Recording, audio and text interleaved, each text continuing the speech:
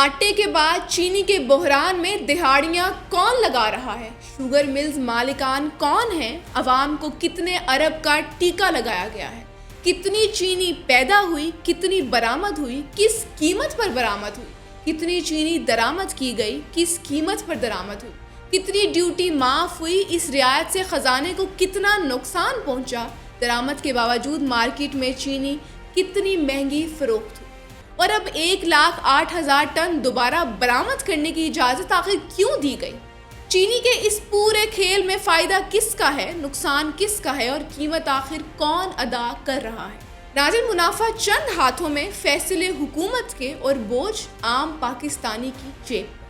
اب فیصلہ آپ کریں، یہ محض ناقص منصوبہ بندی ہے، پالیسی کی ناکامی ہے، یا چینی کی پوری معیشت میں کوئی ایسا کھیل ہے جس کی قیمت عوام برسوں سے ادا کر رہی ہے۔ آئیے دیکھتے ہیں کہ چینی اسکینڈل کیا ہے اور کون ملوث ہے۔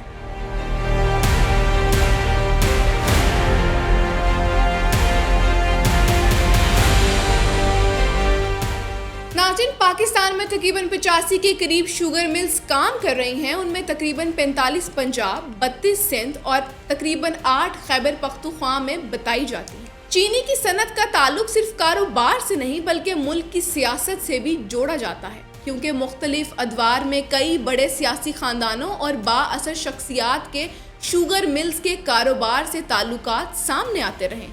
اسی لیے جب چینی کی برآمد، درآمد، سبسڈی، ٹیکس اور قیمتوں کے فیصلے ہوتے ہیں تو عام آدمی کا سوال صرف یہ نہیں ہوتا کہ چینی کتنی ہے، سوال یہ بھی ہوتا ہے کہ ان فیصلوں سے فائدہ کس کو پہنچ رہا ہے۔ چینی کی برآمد سے تقریباً 112 ارب روپے کا زر مبادلہ حاصل ہوا۔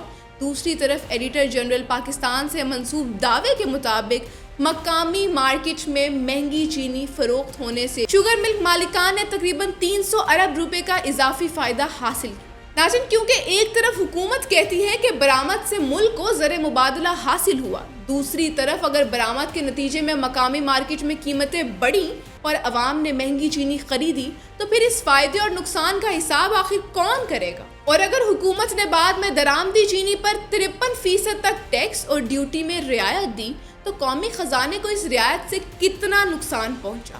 اگر اس رعایت کا مقصد عوام کو سستی چینی فراہم کرنا تھا تو بازار میں اس کا فائدہ آخر کہاں گیا؟ یہ وہ سوالات ہیں جن کا جواب عام پاکستانی مانگ رہا ہے، کیونکہ عام آدمی کے لیے چینی صرف ایک کاروباری شے نہیں، یہ روزمرہ استعمال کی بنیادی چیز ہے۔ چائے سے لے کر مٹھائی، بیکری، مشروبات اور بے شمار خوراکی مصنوعات تک اس کی قیمت پورے بازار پر اثر ڈالتی ہے۔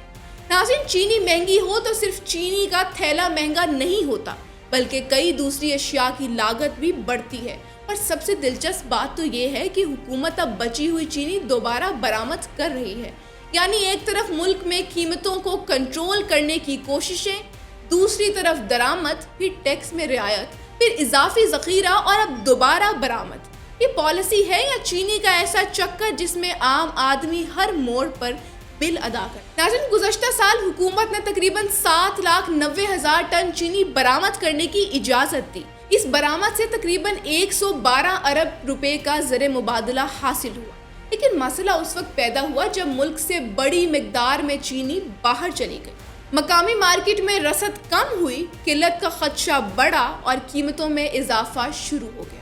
یعنی حکومت نے پہلے یہ فیصلہ کیا کہ ملک میں چینی ضرورت سے زیادہ ہے، اس لیے اسے برآمد کر دیا جائے، لیکن جب چینی بڑی مقدار میں باہر چلی گئی تو مارکیٹ میں قلت کا مسئلہ پیدا ہو گیا، پھر حکومت کو دوبارہ چینی درآمد کرنا پڑی۔ حکومت نے تقریباً 3 لاکھ ٹن چینی درآمد کرنے کی اجازت دی۔ مقصد یہ بتایا گیا کہ عوام کو مناسب قیمت پر چینی دستیاب ہو اور مارکیٹ میں قلت ختم کی جائے۔ اس درآمد پر آئے تقریباً 53% ڈیوٹی اور ٹیکس میں بڑی رعایت دی گئی تاکہ درآمدی چینی کی قیمت کم ہو اور اس کا فائدہ براہ راست عوام تک پہنچ سکے۔ ناظرین، لیکن سوال یہ ہے کہ کیا واقعی عوام کو اس کا فائدہ ملا؟ ٹیکس اور ڈیوٹی میں تقریباً 53% کمی کے باوجود درآمد کی گئی چینی پاکستان مارکیٹ میں دستیاب چینی کے مقابلے میں تقریباً $40 فی ٹن زیادہ مہنگی تھی۔ اگر حکومت نے ٹیکس کم کیے، ڈیوٹی کم کی، چینی درآمد کی تاکہ قیمت کم ہو، لیکن اس کے باوجود وہ چینی مقامی مارکیٹ سے مہنگی پڑ رہی تھی، تو پھر اس پورے فیصلے کا فائدہ آخر کس کو ہوا؟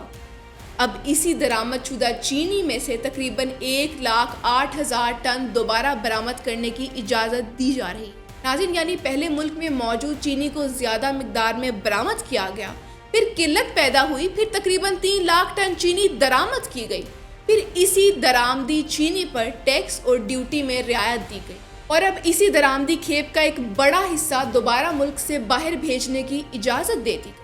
اگر اب اتنی چینی بچ گئی ہے کہ 1,08,000 ٹن دوبارہ برآمد کی جا سکتی ہے، تو پھر درآمد کے وقت ضرورت کا اندازہ غلط کس نے لگایا؟ دوسرا بڑا سوال چینی کی صنعت کے مالکان اور سیاسی تعلقات پر اٹھتا ہے۔ ناظرین، آخر ان تمام کا احتساب کون کرے گا؟ کمنٹ میں ضرور بتائیں۔